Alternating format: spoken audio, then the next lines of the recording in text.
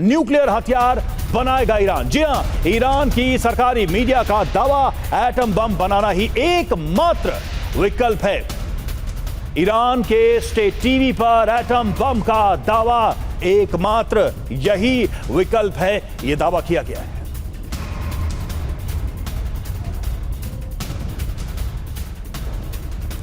तो क्या atom bomb बनाएगा ईरान? एटम बम बनाना ही एकमात्र विकल्प, यह दावा किया जा रहा। अब न्यूक्लियर बम बनाना ही पड़ेगा, न्यूक्लियर मुद्दे पर नहीं झुकेगा ईरान। एनरिच्ड यूरेनियम सौंपने से भी इनकार। एटम बम पर सरकारी मीडिया ने यह दावा किया है। स्टेट टीवी ईरान की तरफ से यह खबर आई है। युद्ध के ये सारे संकेत हैं।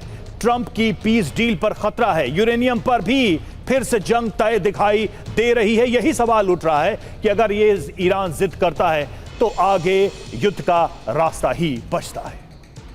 और देखिए, ईरान पर फिर अमेरिकी हमले संभव हैं और हॉर्मुज स्ट्रेट बंद किया तो हमला तय है। यूएन में यूएस राजदूत वॉल्ट्स की चेतावनी सामने आई है। हॉर्मुज को लेकर टकराव की फिर स्थिति बनती दिखाई दे रही है। इस चेतावनी को अगर ध्यान से देखें तो हॉर्मुज में ईरान की हिमाकतों का जवाब देंगे, ये कहा गया है यूएस की तरफ से। फॉक्स न्यूज के हवाले से खबर।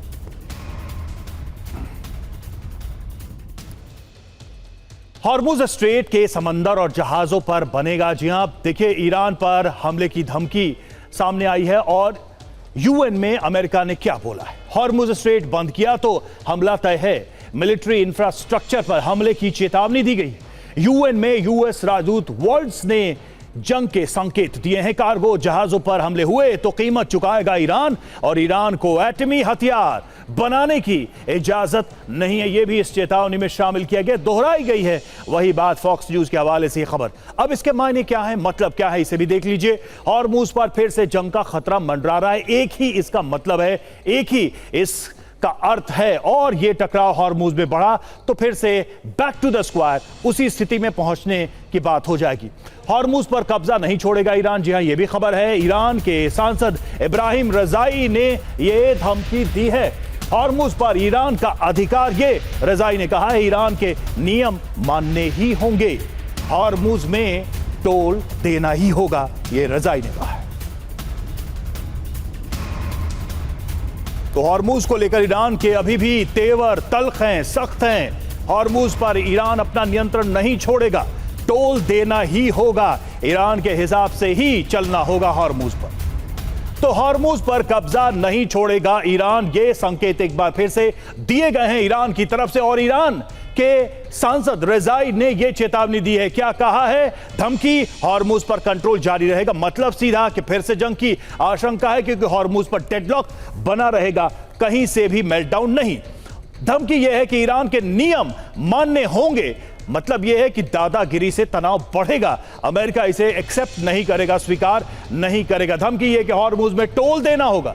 जो भी हॉर्मुज को क्रॉस करेगा वो ईरान को पैसे देगा। मतलब यह है कि विश्व विनाश का खतरा है, हॉर्मुज का संकट बरकरार रहेगा। हॉर्मुज से कोई समझौता नहीं, ये धमकी ईरान की तरफ से। मतलब कि एमओयू टूट जाएगा, एमओयू के बने रहने के कोई आसार नहीं दिखाई देंगे। इस सीधी चेतावनी का मतलब तो यही दिखाई देता है, क्योंकि हॉर्मुज को लेकर ही बातचीत की शुरुआत हुई थी। हॉर्मुज पर ही ये एमओयू टूट भी सकता है। और देखिए, इजराइल पर मुस्तफा खामनेई भड़के हैं। इजराइल के नेताओं पर कार्रवाई हो, यह मुस्तफा ने कहा है। इजराइल को अपराध का दंड मिलेगा। नेतन्याहू जैसे नेताओं पर अंतरराष्ट्रीय अदालतें कानूनी कार्रवाई करें, यह मुस्तफा ने कहा है। अमेरिका और ईरान में हमले रोकने पर सहमति भी बनी है। कल कतर की राजधानी दोहा में यूएस ईरान की बड़ी बैठक और हॉर्मुज में तनाव कम करने पर होगी ये बैठक। पहले परमाणु कार्यक्रम पर होनी थी बात। अमेरिकी अधिकारियों का बड़ा दावा सामने आया है।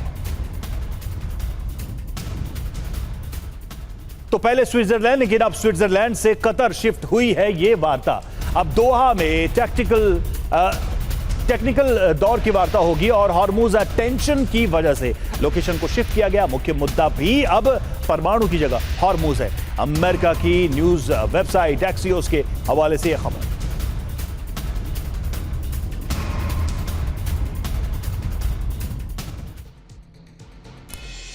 और अब दोहा में यूएस ईरान वार्ता। जी हां, जानकारी यही है। एजेंडा क्या है? हमले रोकने पर सहमति। दूसरा एजेंडा दोहा में हॉर्मुज ही मुख्य मुद्दा होगा और जहाजों की सुरक्षित आवाजाही पर बातचीत होगी। अब कतर की मध्यस्थता से यह आगे डील बढ़ेगी। पांचवी बात यह कि यूएस ईरान में सीधी सैन्य हॉटलाइन स्थापित की जाएगी, इसको लेकर भी बातचीत होगी। हॉर्मुज विवाद में फंसा परमाणु मुद्दा यानी कि यह मुद्दा अब पीछे जाता दिखाई दे रहा है। इजरायल हिजबुल्लाह का मुद्दा भी फिलहाल लंबित रहेगा। बड़ी बात यह कि स्विट्जरलैंड से कतर ये वार्ता शिफ्ट हो गई है और 3 दिन हुई बमबारी से वेन्यू भी बदल गया है। अब डील में कतर की बड़ी भूमिका रहेगी, यह एक्सियोस के हवाले से जानकारी सामने आ रही है। और देखिए, कतर वार्ता से पहले अराक्ची का बयान भी आया है।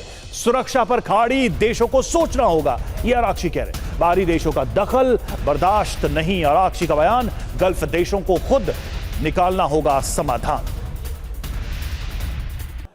तो अमेरिका ईरान वार्ता, जी हां, इसको डिकोड करने की कोशिश करते हैं। कल कतर में होने वाली वार्ता के मायने क्या है, यह भी समझ लीजिए।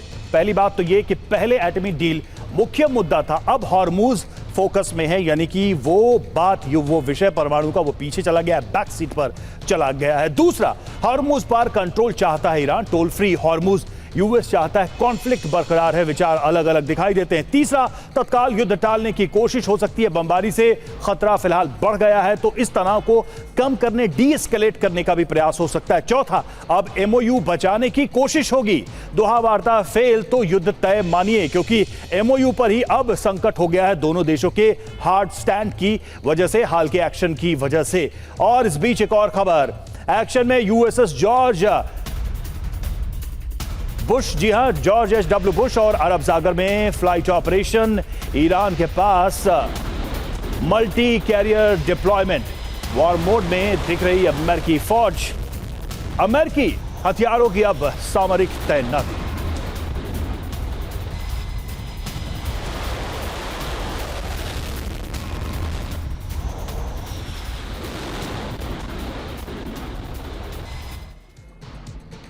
तो ये जो टेंशन, ये जो तनाव बढ़ रहा है दोनों देशों के बीच यानी अमेरिका और ईरान के बीच, जरा इसकी टाइमलाइन को भी समझने का प्रयास करते हैं। 23 जून की बात करें, हॉर्मुज पर यूएन की अपील को ईरान ने ठुकरा दिया। अगली तारीख है 25 जून की, ओमान तट पर कार्गो शिप पर अटैक होता है। 26 जून को ईरान के सैन्य ठिकानों पर यूएस की बमबारी होती है। अब अगली तारीख है 27 जून की, ईरान अमेरिका ने एक दूसरे के ठिकानों पर स्ट्राइक की, हमला किया और एक दूसरे को एक तरीके से चुनौती भी दी। 28 जून को बहरीन, कुवैत, जॉर्डन पर ईरान के हमले होते हैं। 28 जून को ही वार्ता स्विट्जरलैंड की जगह कतर में होगी, ये तय होता है, यानी कि अब कतर में बातचीत का सेंटर स्थापित होगा। वाकई में क्या कतर से आगे समाधान निकलेगा? और इधर यूएस सेंट्रल कमांड की जंगी तैयारी की खबर है, छोटे हथियारों से वॉर प्रैक्टिस की जा रही है। नए वॉर प्लान के तहत युद्धाभ्यास, स्नाइपर भी वॉर रिहर्सल में शामिल। ईरान के खिलाफ ग्राउंड ऑपरेशन की तैयारी।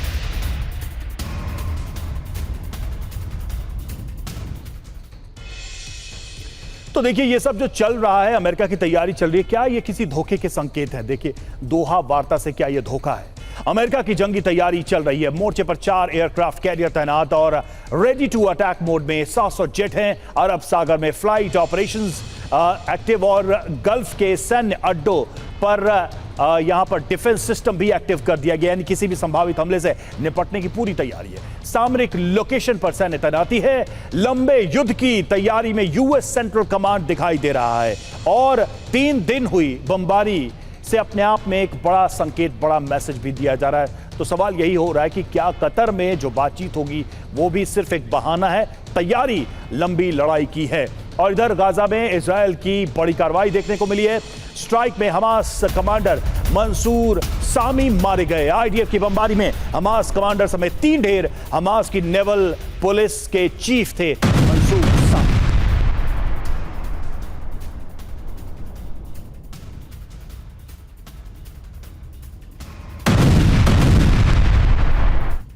कतर वार्ता से पहले बहरीन को ईरान की खुली धमकी, अगर रुख आया तो तबाही तय, ये ईरान ने कहा है। मुस्तफा के सलाहकार अली अकबर की ये चेतावनी, आग से न खिले बहरीन, अली अकबर ने कहा है।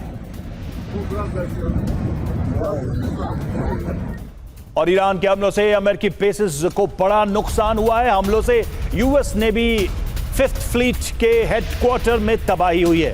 बहरीन बेस में बर्बादी की सैटेलाइट तस्वीरें सामने आई हैं। मिलिट्री एसेट्स को खाड़ी से इजराइल शिफ्ट करने की तैयारी है। द वॉल स्ट्रीट जर्नल के हवाले से बड़ी खबर।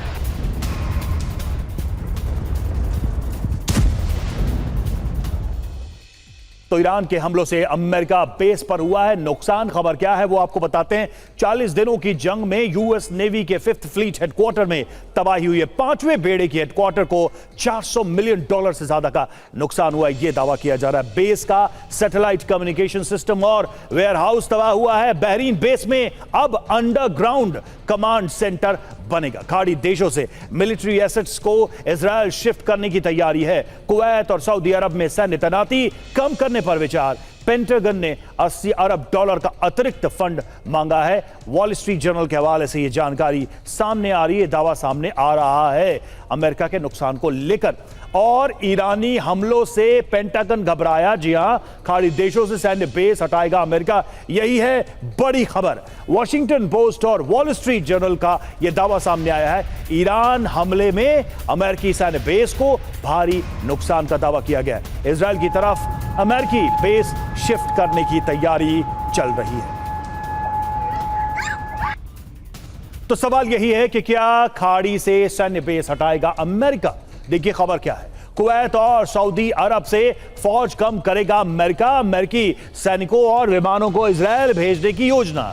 यूएस इजराइल की सेनाओं को पूरी तरह मिलाने की तैयारी है। अमेरिकी बेस को लेकर वॉशिंगटन पोस्ट और वॉल स्ट्रीट जर्नल का यह दावा सामने आया है। ईरान से महज 240 किलोमीटर दूर होने के खतरे में फिफ्थ फ्लीट है और इसी वजह से यह बड़ा फैसला लिया जा रहा है, यानी कि इजराइल की तरफ यह पूरा का पूरा फ्लीट शिफ्ट हो सकता है। और देखिए खाड़ी में अमेरिकी बेस की बर्बादी का डेटा भी आया है, वो देख लीजिए। अमेरिकी बेस को 2.2 से 5.1 अरब डॉलर का नुकसान हुआ है, यह क्राइसिस रिपोर्ट बता रही है। और बहरीन की नेवी बेस को $400 मिलियन का नुकसान हुआ है। बहरीन में फिफ्थ फ्लीट के मुख्य हेडक्वार्टर की इमारत तबाह हुई है और real time military communication management facility भी तबाह हो गई है। हमले के बाद कमांड सेंटर को जमीन के नीचे भेजा गया। अमेरिकी रक्षा मंत्रालय ने दुनिया से छिपाया था तबाही का सच। वॉल स्ट्रीट जर्नल में यह दावा किया गया है अमेरिका को हुए बहरीन में अपने फिफ्थ फ्लीट के नुकसान को लेकर। आगे बढ़ेंगे। देखिए ईरान की सैन्य ताकत से नहीं होगा कोई समझौता। ईरान का अमेरिका और खाड़ी देशों को करारा जवाब। विदेश मंत्रालय के प्रवक्ता इस्माइल बकाई ने यह दावा किया है आत्मरक्षा के हथियारों पर मोल भाव मुमकिन नहीं है। अमेरिका और जीसीसी के संयुक्त बयान पर भड़का ईरान।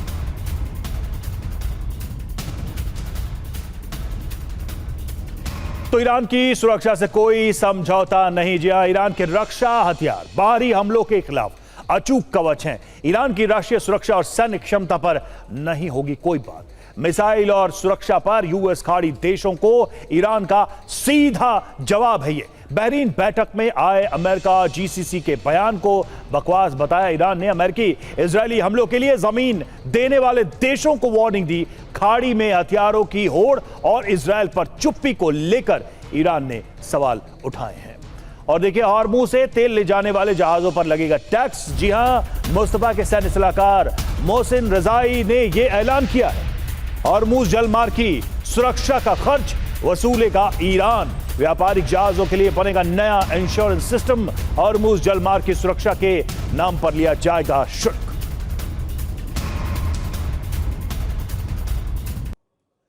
तो हॉर्मुज पर ईरान का टैक्स प्लान क्या है? ईरान का इरादा तेल ले जाने वाले जहाजों से टैक्स वसूलेगा ईरान। हॉर्मुज की सुरक्षा के नाम पर लिया जाएगा यह शुल्क। हॉर्मुज में सुरक्षा खर्च अब ईरान के लोग नहीं उठाएंगे, यह भी क्लियर किया गया। मुस्तफा के सैन्य सलाहकार मोहसिन रजाई ने यह प्लान बताया है। जोखिम कम करने के लिए जहाजों का बीमा कराएगा ईरान और रूट को सुरक्षित रखने और पर्यावरण बचाने का हवाला भी ईरान ने दिया है। कैसे आज चीन का एक राज्य भूकंप से हिल उठा। तो देखिए भूकंप से चीन का सिचुआन प्रांत हिल उठा। 5.5 तीव्रता का भूकंप रिकॉर्ड किया गया। आज तड़के सिचुआन में भूकंप आया और गाओसियन इलाका इसका एपिसेंटर रहा। चीन में भूकंप के झटके महसूस किए गए हैं। 5.5 रिक्टर पैमाने पर इसकी तीव्रता दर्ज की गई।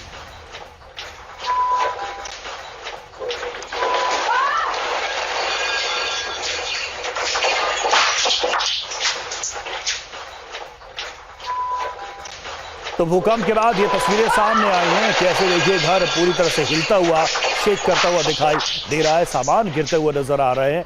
और 5.5 की तीव्रता वाला ये भूकंप था, लेकिन उसका असर भी देखने को मिला।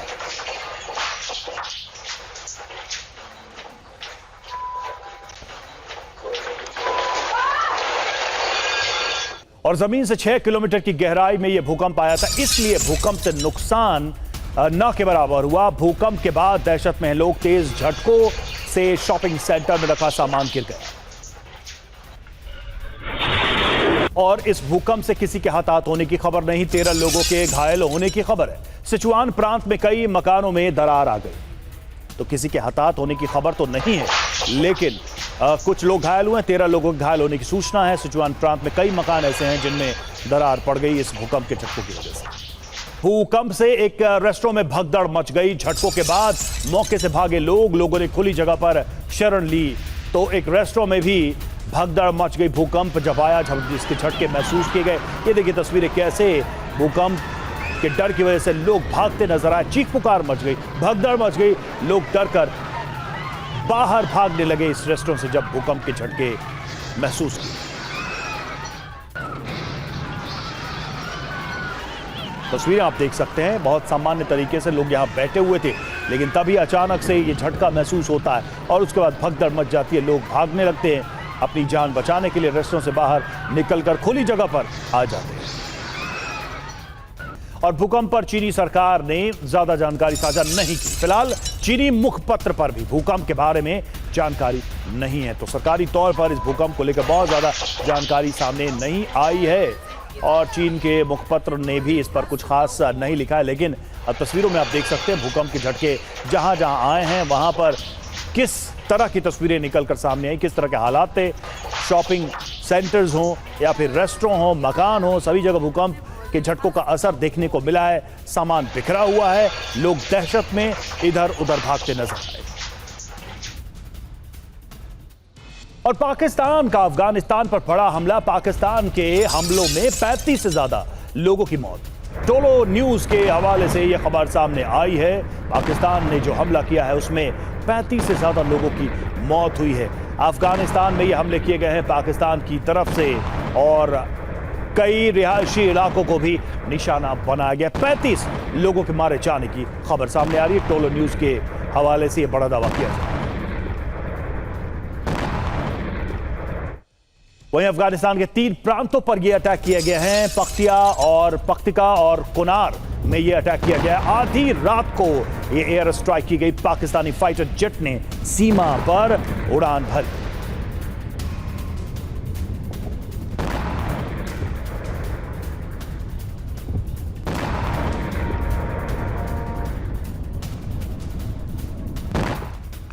और अफगानिस्तान की पाकिस्तान को चेतावनी। जी हां, पाकिस्तान ने हवाई सीमा का उल्लंघन किया। ये चेतावनी में कहा गया बेकसूरों की मौत का बदला लेंगे, ये अफगानिस्तान तालिबान ने कहा है। और अब पाकिस्तान की कायराना हरकत की निंदा की है तालिबान की तरफ से।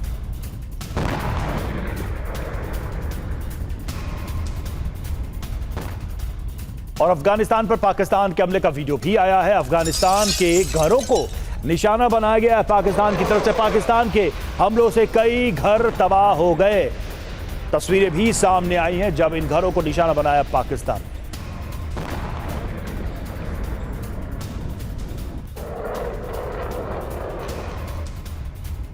और पाकिस्तानी हमलों में बच्चों की भी मौत की खबर है। कई मासूम बच्चे अस्पताल में भर्ती हैं। पाकिस्तान ने जानबूझकर रिहायशी इलाकों को टारगेट किया। टीटीपी के बहाने आम लोगों को निशाना बनाया गया। कई बच्चों की मौत की खबर है, जबकि कई अस्पताल में भर्ती है। और अफगानिस्तान पर हमले को लेकर पाकिस्तान का बड़ा दावा। कराची हमले का बदला लिया, ये पाकिस्तान ने कहा है। कराची हमले में गिरफ्तार शख्स के बयान के आधार पर कार्रवाई की गई, पाकिस्तान का बयान।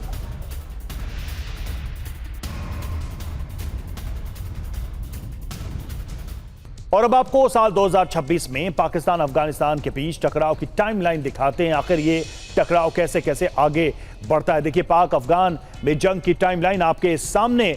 21 से 27 फरवरी 2026 पाकिस्तान ने हवाई हमला किया। दोनों देशों में खुला सैन्य टकराव हुआ। अब अगली तारीख है 1 से 18 मार्च की 2026 की। पाकिस्तान का फिर हमला, गोलीबारी की गई और सीमा पर लड़ाई भी हुई। 19 से 24 मार्च 2026 अस्थायी युद्ध विराम लागू किया गया। 10 जून 2026 पाकिस्तान ने अफगानिस्तान में फिर हवाई हमले किए। 29 जून 2026 कराची में रेंजर्स हेडक्वार्टर के पास हमला हुआ। और बड़ी बात यह है कि पाकिस्तान अफगानिस्तान के बीच सीमा विवाद चला आ रहा है। पाकिस्तानी सेना को टीटीपी से मिलती है चुनौती। पाकिस्तान अफगानिस्तान सीमा पर टीटीपी का गढ़ है। उत्तरी वजीरिस्तान में टीटीपी का अच्छा खासा प्रभाव है। टीटीपी को अफगानिस्तान से मदद मिलती रही है। पाकिस्तानी सेना लंबे समय से ऑपरेशन चला रही है। और चेक गणराज्य की राजधानी प्राग में भी रिकॉर्ड तोड़ गर्मी देखने को मिल रही है। प्राग में पारा 41 डिग्री को पार कर चुका है। प्राग और आसपास के इलाकों में हीट वेव का अलर्ट जारी किया गया है। लोगों को दोपहर में बाहर न निकलने की एडवाइजरी जारी की गई है। यहां पर पारा 40 डिग्री के पार पहुंच चुका है। देखिए किस तरह के हालात हैं। एक तरफ लोगों को एडवाइजरी दी जा रही है। आप तस्वीरें देख सकते हैं कैसे वाटर फॉगिंग की जा रही है और कैसे आप देखिए पानी का छिड़काव किया जा रहा है ताकि वातावरण लोगों के लिए थोड़ा ठंडा रहे। प्राग और आसपास के इलाकों में हीट वेव का अलर्ट जारी किया गया है। यही हाल फ्रांस का भी है। फ्रांस में गर्मी से हाल बेहाल है। पारा 40 डिग्री के पार पहुंच गया है। 24 जून से लेकर अब तक 1300 लोगों की मौत हो चुकी है। 85% मौतें 65 वर्ष से ऊपर के बुजुर्गों की हुई है। यानी कि गर्मी से सबसे ज्यादा प्रभावित बुजुर्ग हो रहे हैं, ज्यादा उम्र के लोग हो रहे हैं। फ्रांस के 5 शहरों में हीट वेव का रेड अलर्ट जारी किया गया है।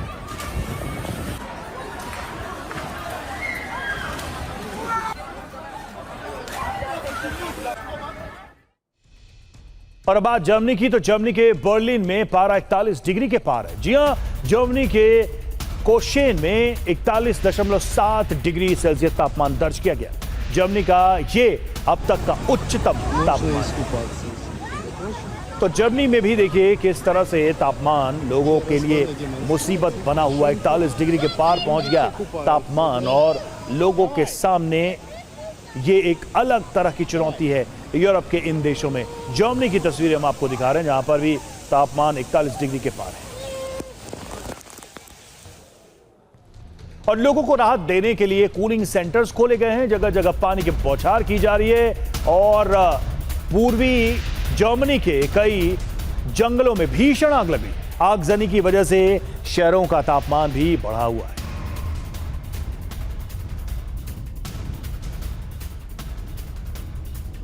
और बात करें स्पेन की, तो स्पेन में भी पारा 40 से 44 डिग्री तक पहुंच गया है। सेवेल कोर्डोबा शहर सबसे ज्यादा प्रभावित बताए जा रहे हैं। राजधानी मैड्रिड में तापमान 37 से 39 डिग्री सेल्सियस है। 1950 के बाद जून महीने में सबसे ज्यादा गर्मी दर्ज की गई।